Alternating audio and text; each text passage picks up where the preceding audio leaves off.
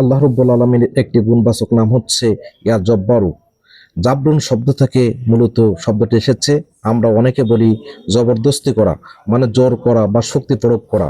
ঠিক তেমনইভাবে আল্লাহ রাব্বুল আলামিন তার সংশোধনের উদ্দেশ্যে তিনি যে শক্তি প্রয়োগ করেন বা সংস্কারের উদ্দেশ্যে যে শক্তি প্রয়োগ করেন তাকে মূলত বলা হয় জব্বার। যেমন জব্বার শব্দটার প্রকৃত অর্থ হচ্ছে নিজের সিদ্ধান্ত নিজেই বাস্তবায়নকারী, অর্থাৎ তিনি তার যে সিদ্ধান্ত গ্রহণ করেন এই সিদ্ধান্ত বাস্তবায়ন করার জন্য আর কোনো সৃষ্টির আর কোনো সেনাবাহিনীর প্রয়োজন হয় না। ঠিক তেমনইভাবে আমাদের দেশের প্রধানমন্ত্রী প্রেসিডেন্ট যে সিদ্ধান্তগুলো দিয়ে থাকেন এই সিদ্ধান্তগুলো বাস্তবায়ন করার জন্য তার প্রশাসন, সেনাবাহিনী, নৌবাহিনী, বিমান বাহিনী সহ অসংখ্য লোক কাজ করে। ঠিক তেমনইভাবে আল্লাহ রাব্বুল আলামিন যখন তিনি কোনো সিদ্ধান্ত গ্রহণ করেন এই সিদ্ধান্ত বাস্তবায়ন করার জন্য তার শক্তি প্রয়োগ করে সেটা সংশোধন করার উদ্দেশ্যে তিনি যেটা বাস্তবায়ন করেন এর জন্য তাকে জব্বার বলা হয়ে থাকে।